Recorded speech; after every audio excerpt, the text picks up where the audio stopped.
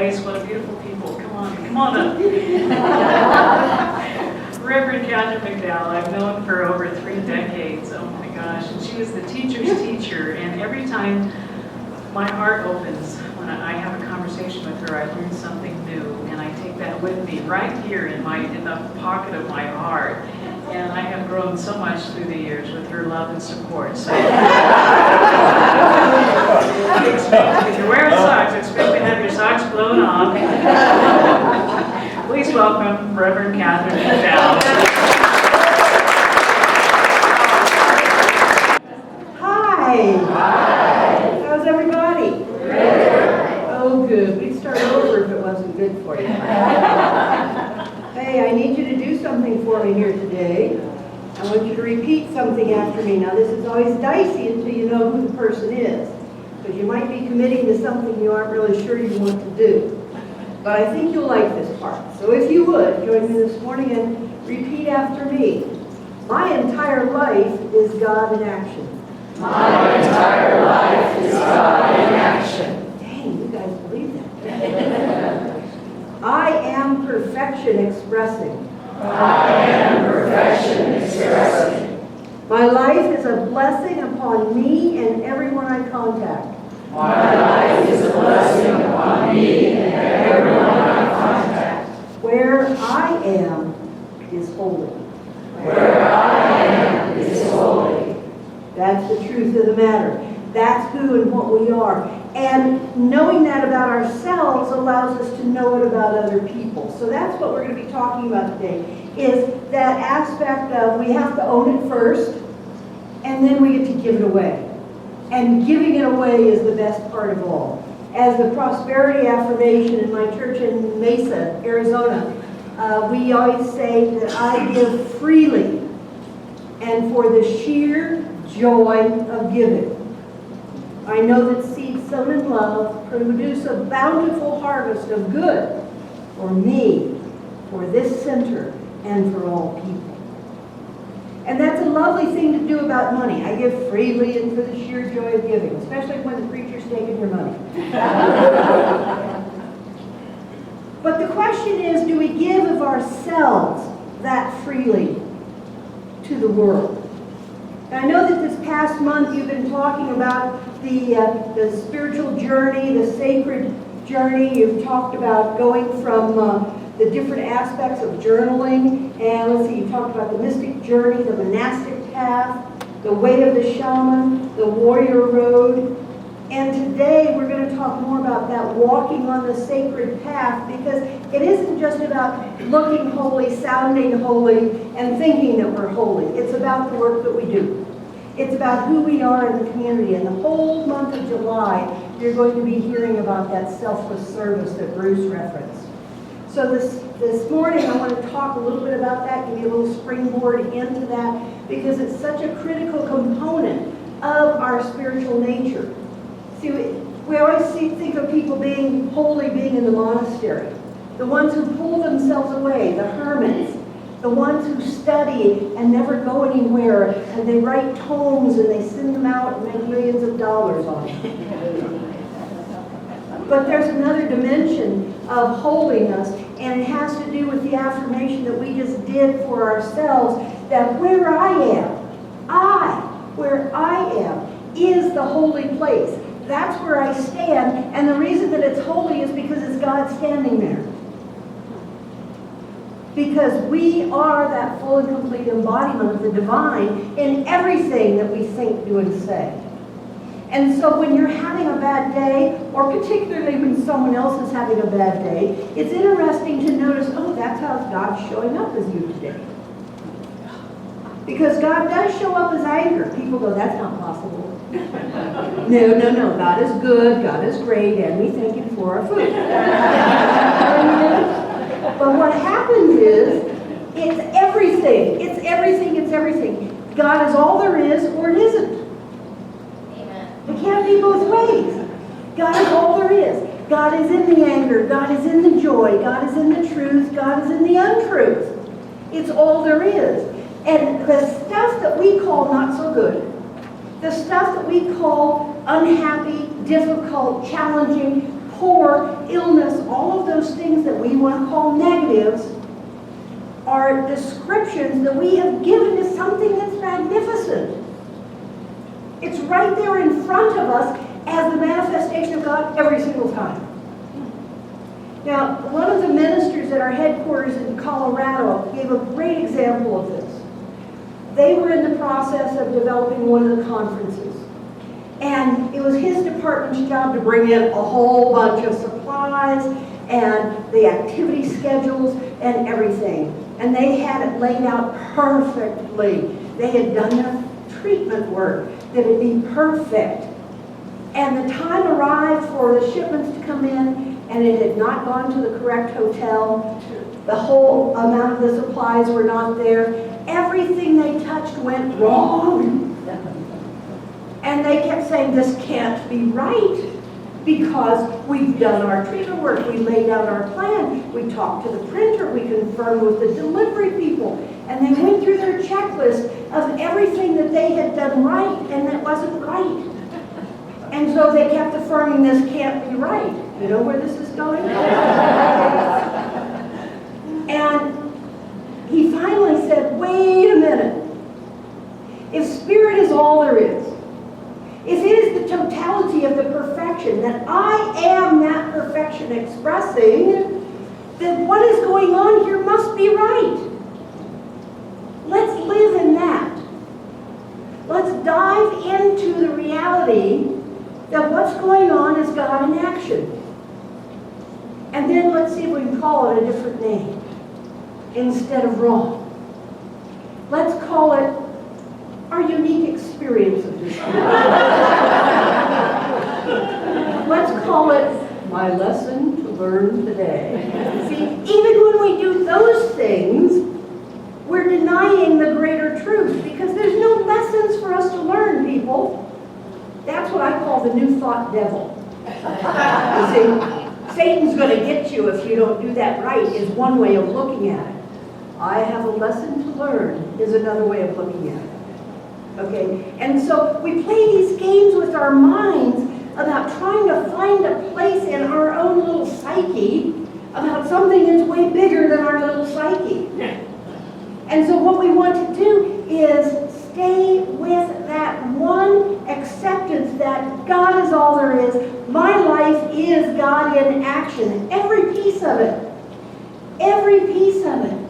And when we do that is when we really start to embody that truth. When we are willing to own that my cut finger and my stupid mistake that I just made and my car accident and my last bad relationship, notice all those descriptors of bad, wrong, and so on, all of those are spirit in action. Now what am I going to do with spirit in action? Otherwise I'm always fighting it. I'm trying to make it something different. There's no different. There's only spirit. So, here we are in the world. We're doing stuff out in the world. We always hear about when you do sacred service, you know, the perfect example of the Boy Scout trying to help the old lady across the street who didn't want to go. And sometimes in our attempts to be spirit in the world, we get aggressive. We get silly. We get zealous. We don't need to do any of that, because where we stand is holy. Being the reality of spirit, just simply being, is enough. And so when we move into this thing called sacred service, it's not about what we're doing. It's about the consciousness that we're in when we're doing it. It's about the awareness that spirit is alive and well in me right here, now, today. And every step I take is Jesus walking on the water. Every step I take is Moses standing at the burning bush. Every step I take is Mother Teresa helping the poor. There was a very wealthy businessman from America who went to India and was doing some volunteer work with Mother Teresa's organization. And she came in and was greeting the different people who were helping, giving service. And this man was so enthralled with her work, and he was so transformed by seeing the poorest of the poor compared to his life of wealth. And he said, oh, Mother Teresa, I'm going to go home. I'm going to divest myself of everything. I'm going to come back and do nothing but work with you. This is wonderful work. And she patted him on the hand and she said, no. She said, you go home. She said, what I do, you cannot do. What you do, I cannot do. But together, we are doing something beautiful for God. Each of us has our role, because each of us is just one more dimension of that perfection. And whether we give money, or we give time, or we give goods and products and services, it's one thing, the activity of God. During World War II, my mom did some wonderful things, as she always did. And she was doing a lot of canning. Now, she had kids, 4 kids at that time, ages newborn to 7 years. And Dad, of course, was gone during the war years. We never knew what he was doing, but it was God's work, I'm sure. As it often was. I digress. And how many of you have ever done any canning? Why do they call it canning? You put it in a jar.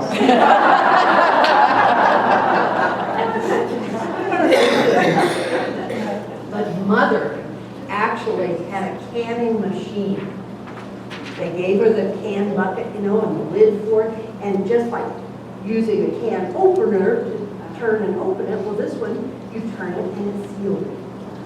And so one of the ladies on the base where they were stationed, her son was in the military and overseas, and he had sent her a letter talking about their canned goods, their rations, and how much he missed her chicken and dumplings. And so Mother canned some of the homemade chicken and dumplings to send overseas to this one young man. Now, how many of you have had 4 children all at once in the same house? 3 of them have chicken pox, measles, all that stuff together. The older one's grumpy because they have to help out. It's not a pretty sight. It's just not.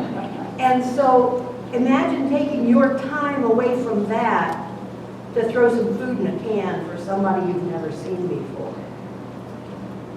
Service. Giving. Knowing whatever you are doing is the activity of God. And it was because of those levels of giving that I gave my mom a plaque many years later. And it hung by her door of her apartment for a long time. And when she passed, it now hangs in my house. So I see it every day when I walk out the door. And it says, "Bless him who rings my bell today."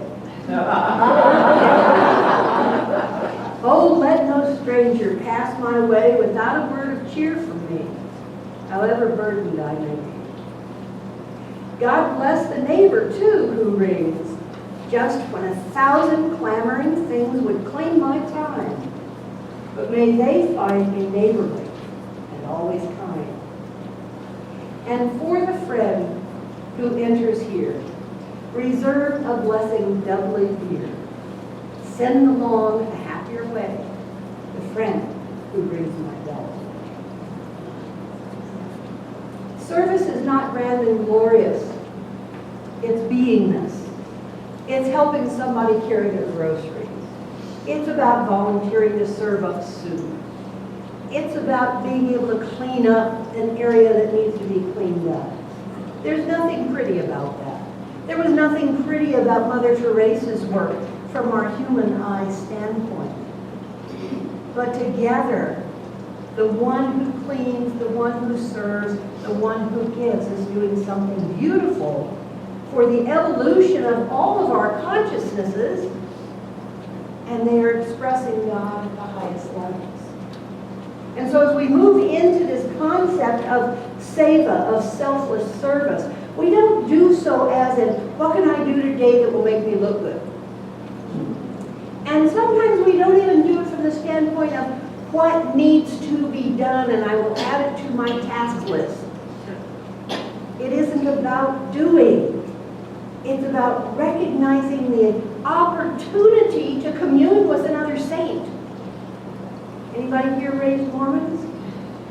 Communing with the saints is part of that process of being open to be connected to all beings of light at all times.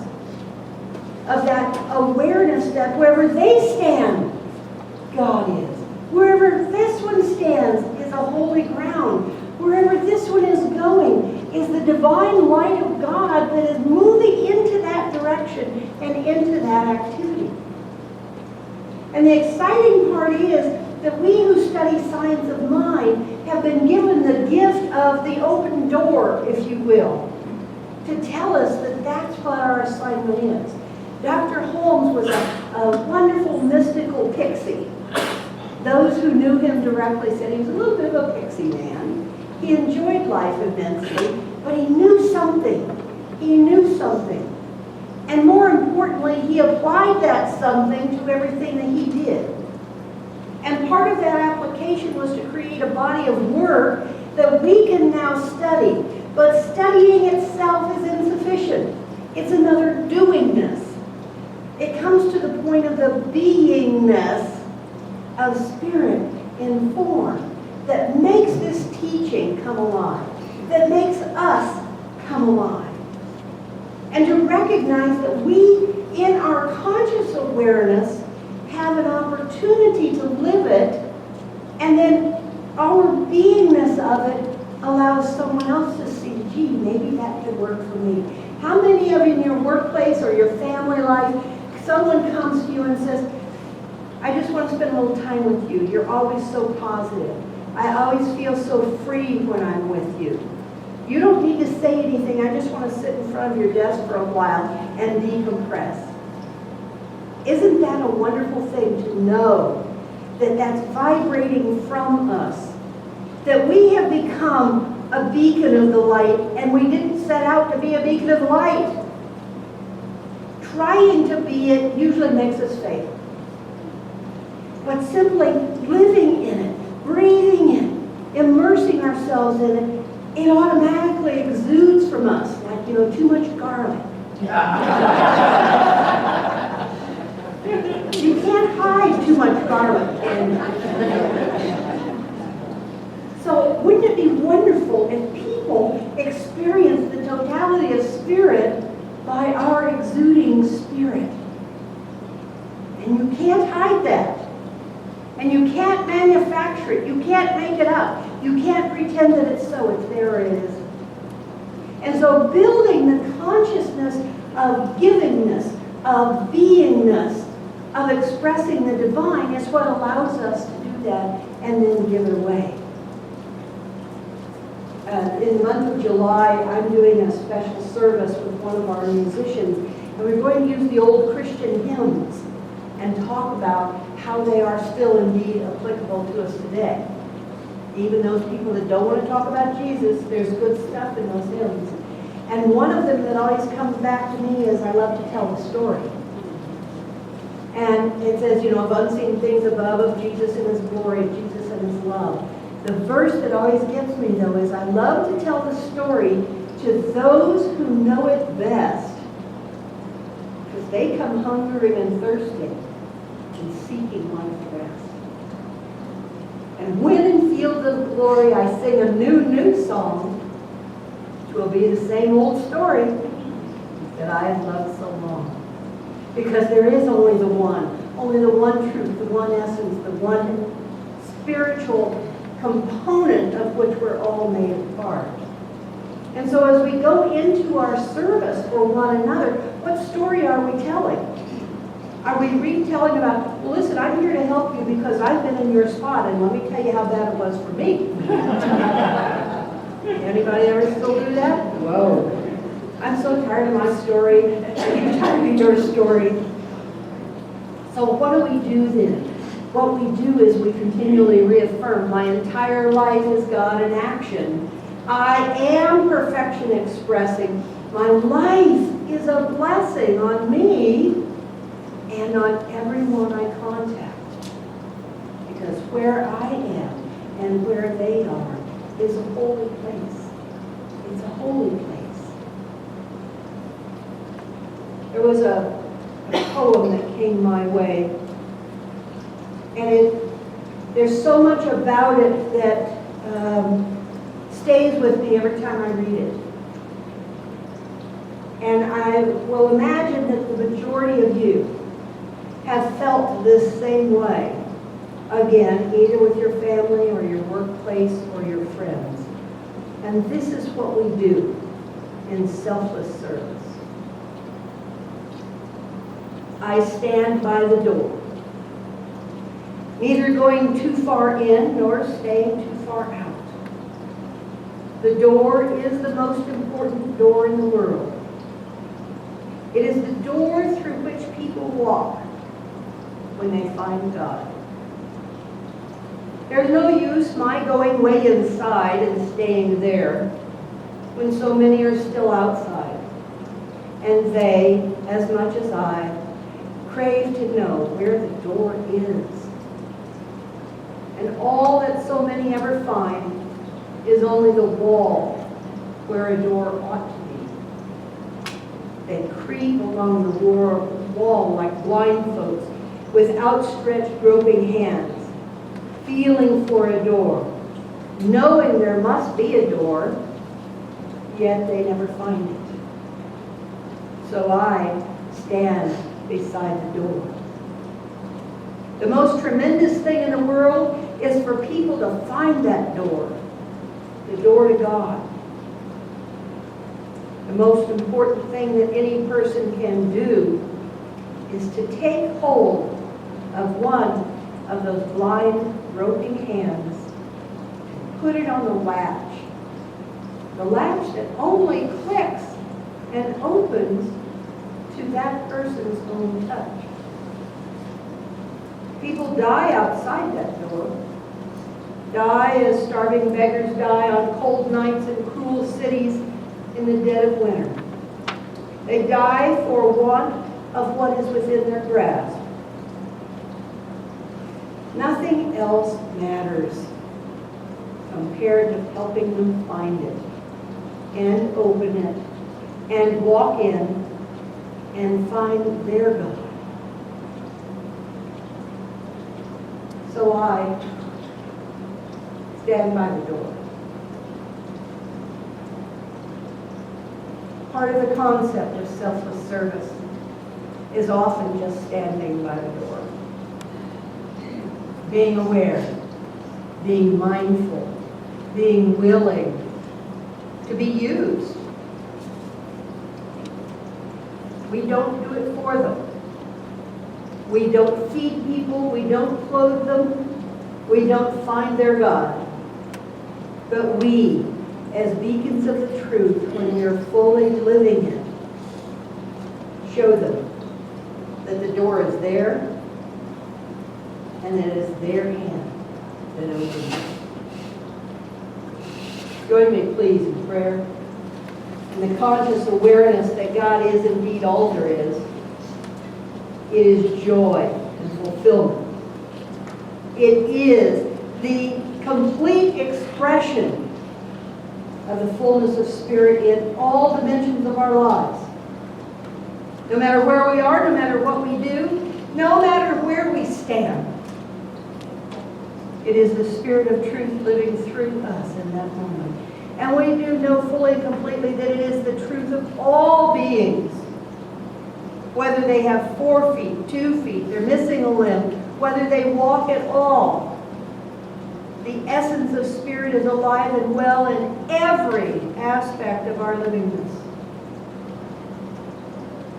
We recognize that peace and poise and power that is Spirit in them, in Spirit and in us, and in that place of communion, we are indeed all the one. How glorious it is to know this. And as we do, as we feel that spiritual truth within us, within each person around us, we then make the firm and complete declaration that this is the Word of God speaking through me as me. There is only one word, there is only one voice, there is only one declaration to be made, and that is all is well.